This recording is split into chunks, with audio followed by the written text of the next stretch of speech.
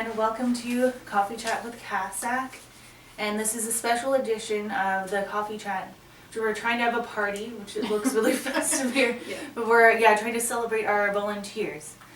So thank you for joining us, and please feel free to interact with us, ask questions down below, and we'll try our best to answer them, or just say hello, give us a wave.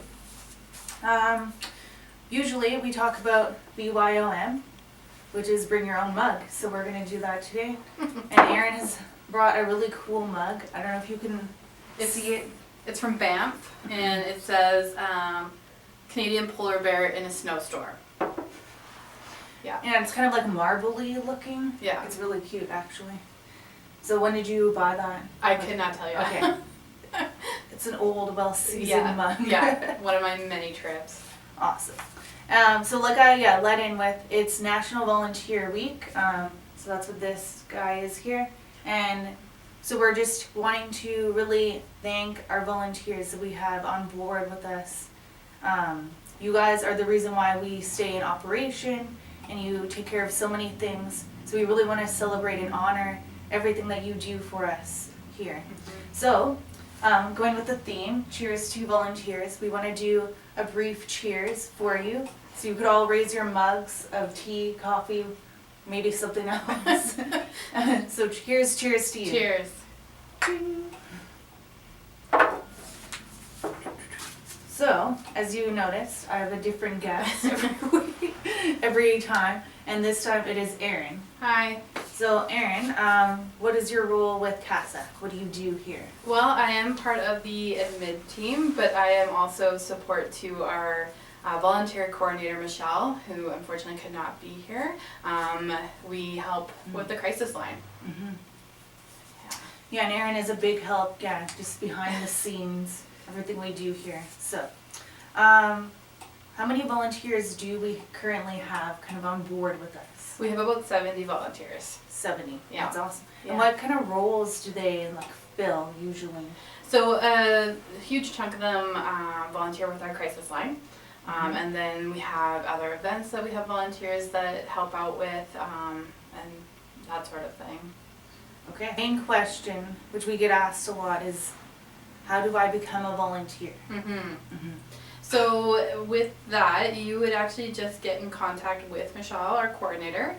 You can do that through our office here, and she will be getting in touch with you just to kind of discuss the program, all the details if you have questions, and then she did want to mention that because of our current climate of COVID and everything changing, that we are working on new ways to set up training sessions, so probably through video chat and just remote.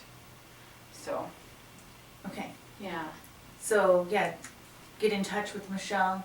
It's the best way. And then, as things change, when we're in a state of ebb and flow. Yeah, So, yeah. Okay. Yeah.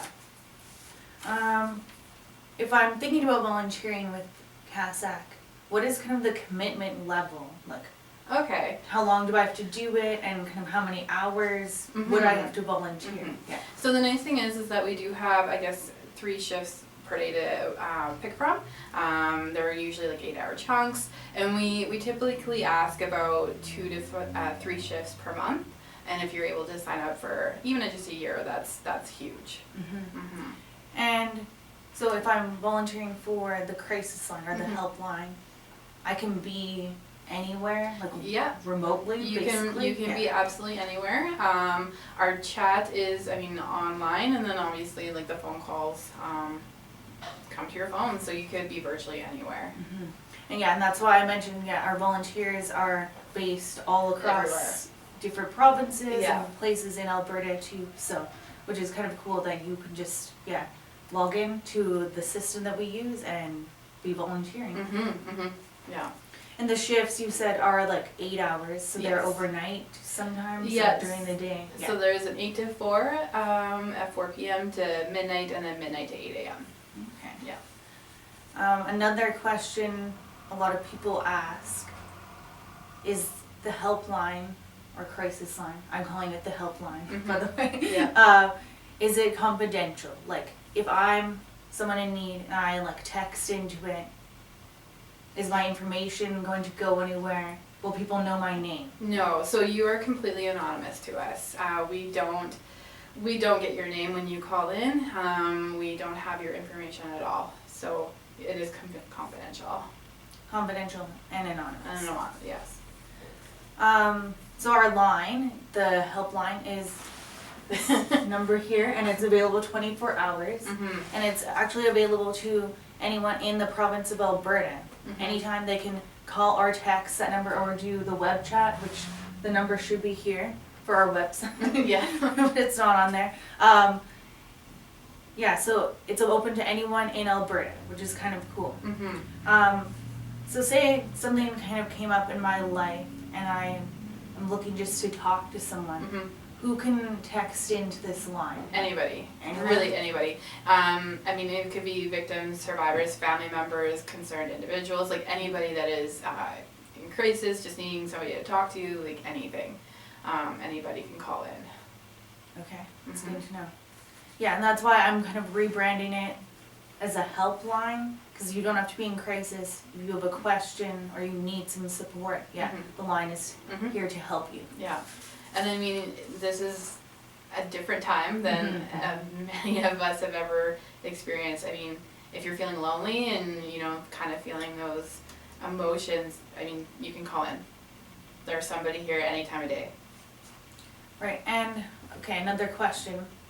I'm interested in becoming a volunteer. Do I need any, like, kind of qualifications to get into it, like? No, not necessarily. I mean, every individual that volunteers with us brings something different to the team. So we are always seeking volunteers because everybody is different, right? Everybody brings something to this line. So no specific qualifications. Right, but there is the process of, yeah, Yes. applying. Yeah, there is a Yeah. little bit of an application, and a little bit of a little interview, if you will, just to make sure, right? Mm-hmm. Yeah. Okay, should we do a draw for Do the draw? the prize? Sure. So yeah, we kind of, I don't want to say baited, but put it out to the volunteers if they wanted to listen into the chat today. We were gonna do a live prize draw, so that's what we're gonna do. And in the theme of BYOM, bring your own mug, we have a nice mug here that we're gonna draw for. It's from Starbucks and a gift card, which is cool. It says thank you. Mm-hmm. So we have 2 of these sets to draw for, so Yep. we're going to do it now out of this really Other random yeah. mug. All right. Okay, got one.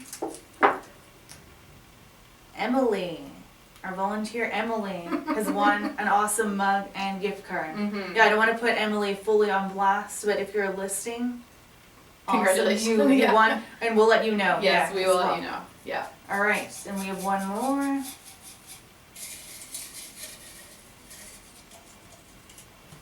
I'm not looking. All right. Oh, awesome. Angela, our volunteer Angela, has won also a mug and gift card. Nice. So yeah, we'll be in touch with you and we'll figure out a way to get that to you Mm-hmm. at this time. Mail or a drop off or whatever it takes, Yeah. we'll get it to you. Yeah. No problem. Awesome. Yeah.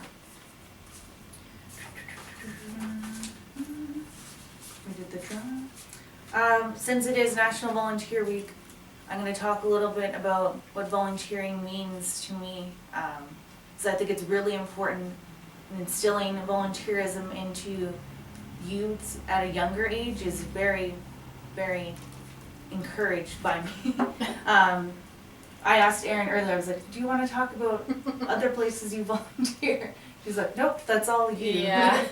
So, yeah, I started out volunteering when I was like 12 or 13, and I volunteered at the Red Deer Hospital through the junior volunteer program. It was so much fun and so like meaningful. I learned a ton. I filled a few different roles, and it was really cool to work in kind of such a sterile and high energy environment. I delivered flowers and meals to people and ice waters. It was a lot of fun, and I also had a lot of interactions with nurses, so that was a good experience as well. And then from there I moved on to volunteer with many different organizations just in this local area.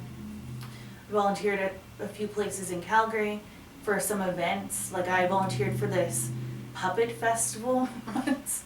It was really creepy, but it was also a lot of fun. So to me, that's the good part of volunteering. You get experience in things that maybe you have zero experience in, and you also get to meet new people and sometimes go to cool events too that you wouldn't have access to otherwise. Like, would I have attended a puppet festival? Probably not. But then I learned all about what goes behind being like a puppeteer and making different masks and different things like that. Volunteering is also really good for going to different events, which through the food bank I've been able to attend a few different concerts and go to really cool comedy shows, a few different things. So volunteering to me is very meaningful, and I encourage everyone to do it.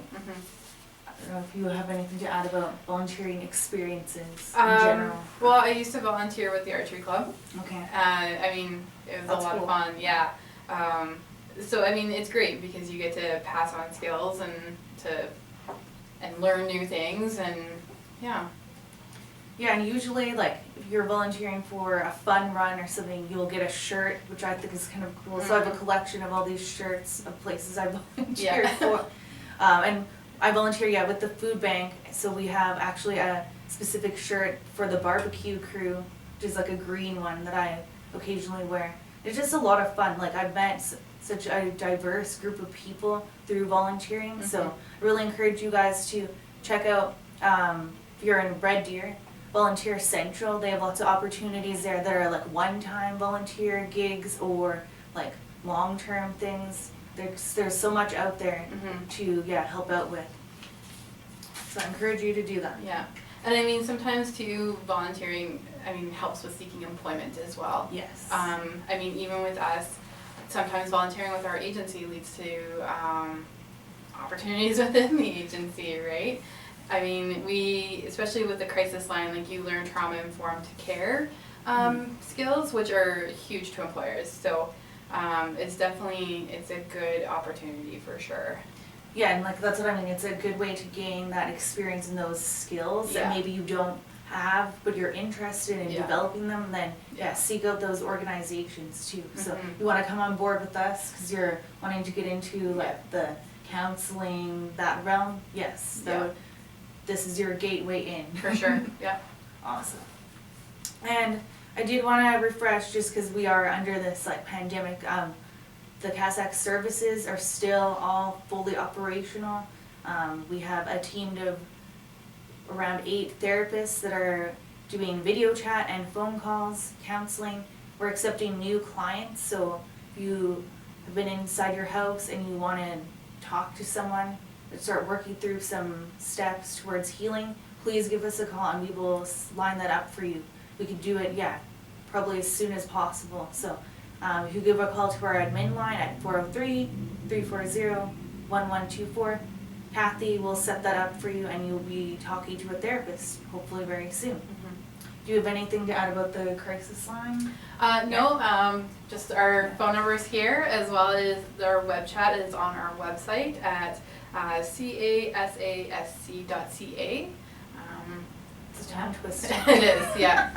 I have to slow it down. Yeah. Every time I type out the acronym, I have to say it out loud. Yeah, me too. Yeah, for sure. So please definitely reach out to us. We are here by phone, by email, whatever you need.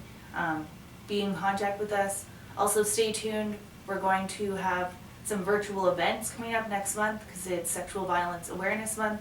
So we'll be releasing more information kind of as we go about that. But we're fully active in here, mainly virtually, but this is the number. Erin plugged it. Just skipping through my notes casually. I also just wanted to say a huge thank you to all of our volunteers. I cannot come up with words for how much I am thankful and grateful for everything you guys do. You go above and beyond to make our line success, and you're helping a lot of people in our community.